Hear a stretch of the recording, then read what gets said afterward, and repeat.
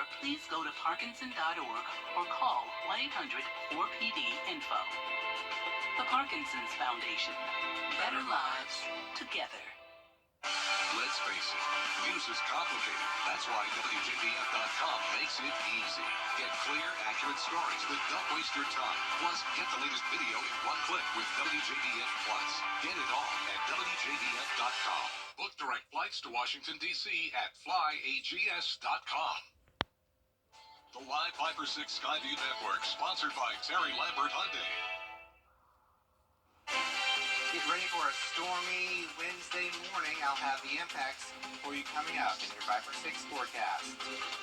Right now, News Channel 6 and 4, an update on that double murder investigation out of Grovetown. What we know now. Plus, what Augusta leaders want completed before hiring a new Parks and Recreation director. And day one of the ANWA practice rounds. We'll have coverage from champions as your News at 4 starts now. Live from Television Park, this is WJBF News Channel 6 at 4.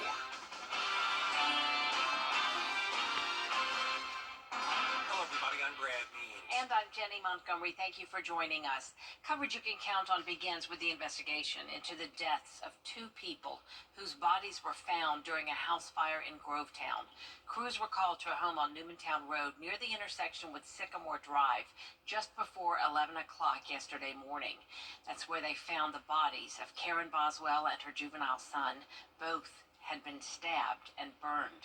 News Channel 6's Bria Smith is live near the home where this all went down. And Bria, you spoke with people today who knew the victims and the suspect. That's right, Jelani. Well, according to one neighbor I spoke with, Karen Boswell and one of her children returned from Atlanta from a hospital stay. Once firefighters arrived at the home on Newmantown Road, they found 32-year-old Donald Beck, who police say is currently the considered suspect. They say he broke a window at the back of the house and tried to get out. They were able to get him to the hospital where he is under guarded condition. Once the fire was put out, firefighters found the bodies of Karen Denise Boswell and her juvenile, who they say was her son. Both bodies were burned, and the coroner says they were also stabbed. Police say Beck and Boswell lived together along with several children. One neighbor explains what she saw. I went up there. They had brought a cat out and was doing CPR and stuff on it and saved it, but they brought nobody else out.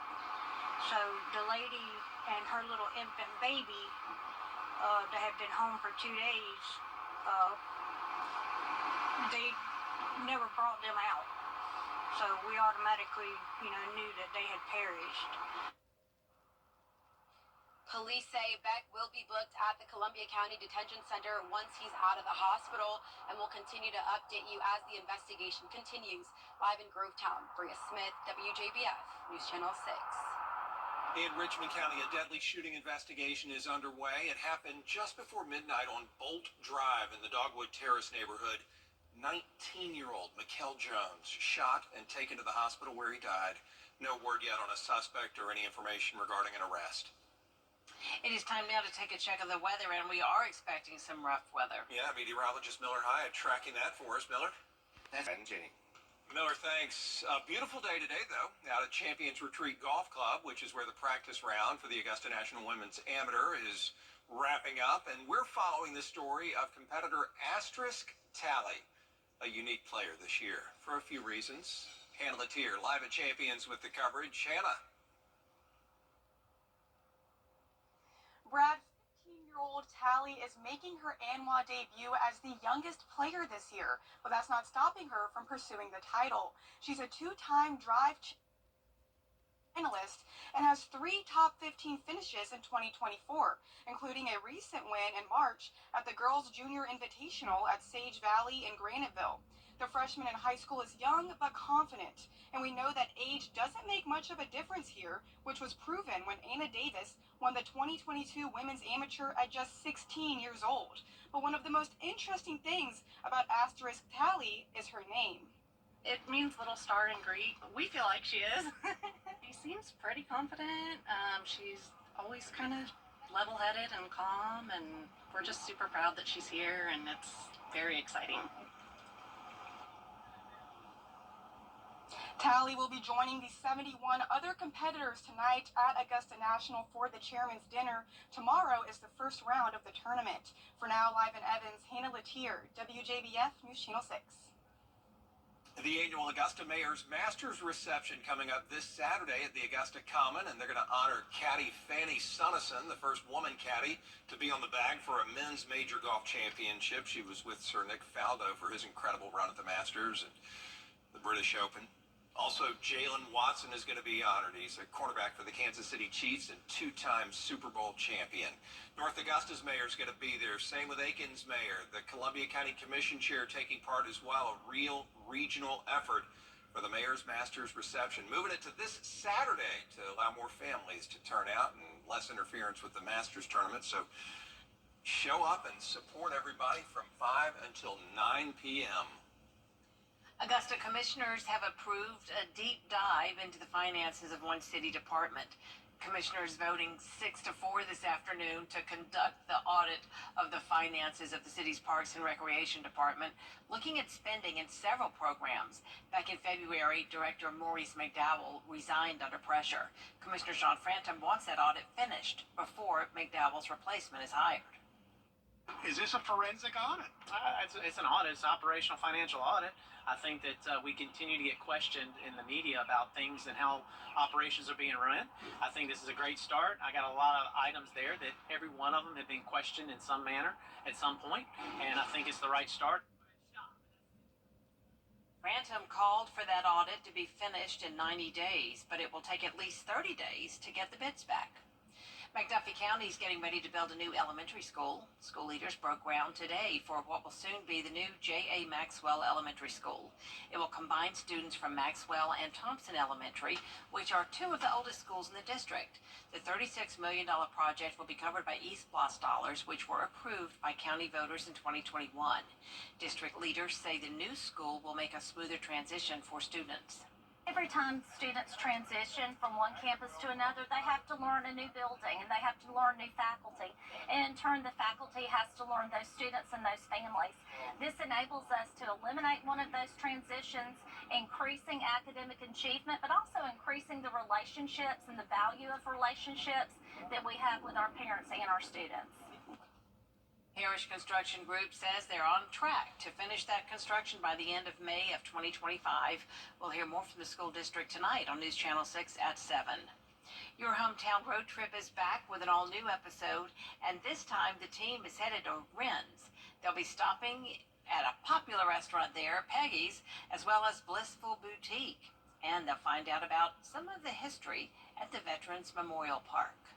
Obviously, it's important to us. We're a small country town here in Jefferson County, but we actually border Richmond County.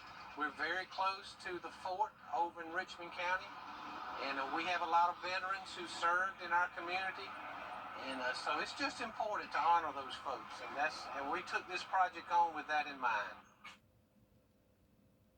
You can find the Your Hometown Road Trip team in a new location in the CSRA on Wednesdays at 12:30 right here on News Channel 6.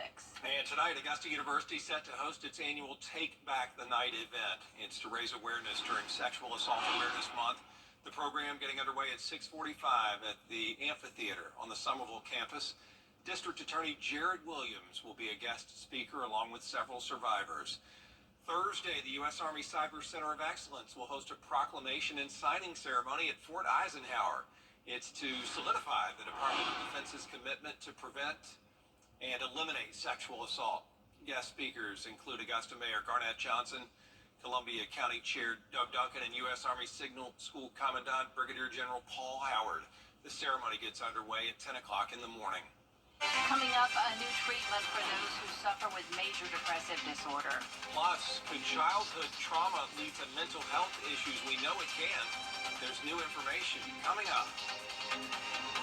Windy and stormy times ahead. I'll have details in your 5 for 6 forecast coming up.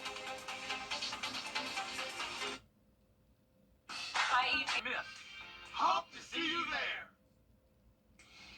Medication medication does not work for nearly 1/3 of people with major depressive disorder, leaving them with few options to treat symptoms. Now researchers believe a treatment could change that.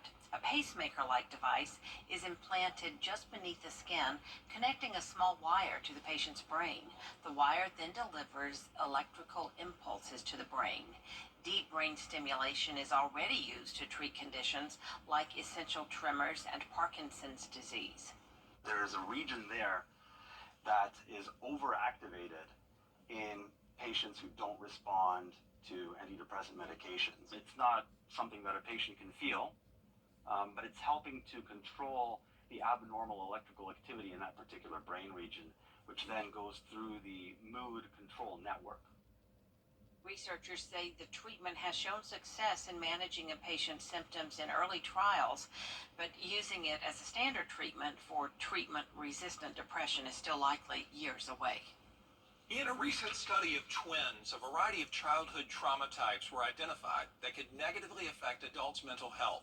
The study looked at more than 25,000 twins born between 1959 and 1998 and followed them all the way up until 2016. Here's M. Wynn.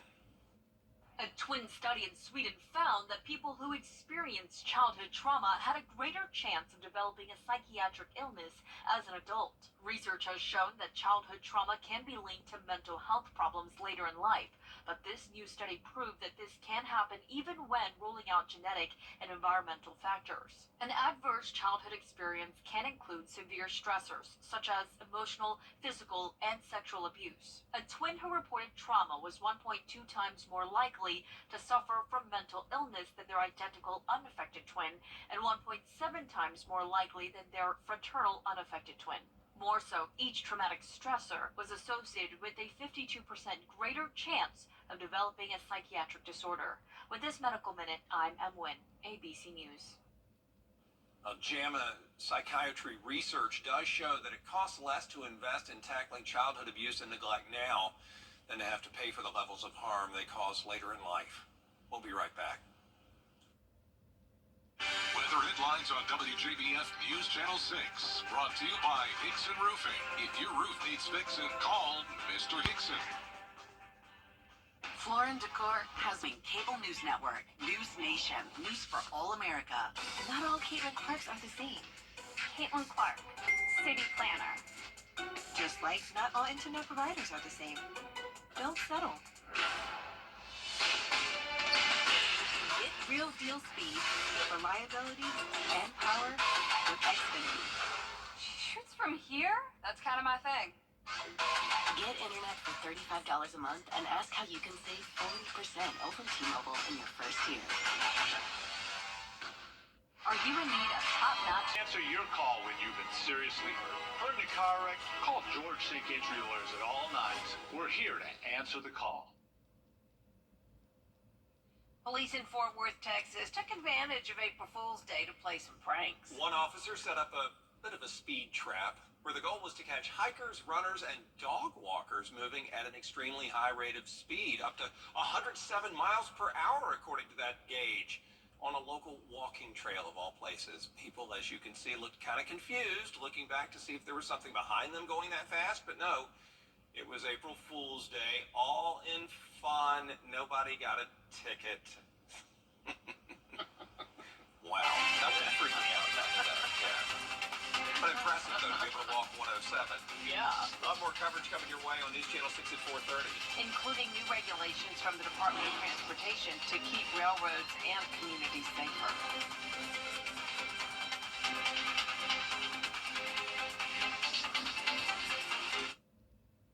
Gatman Heating and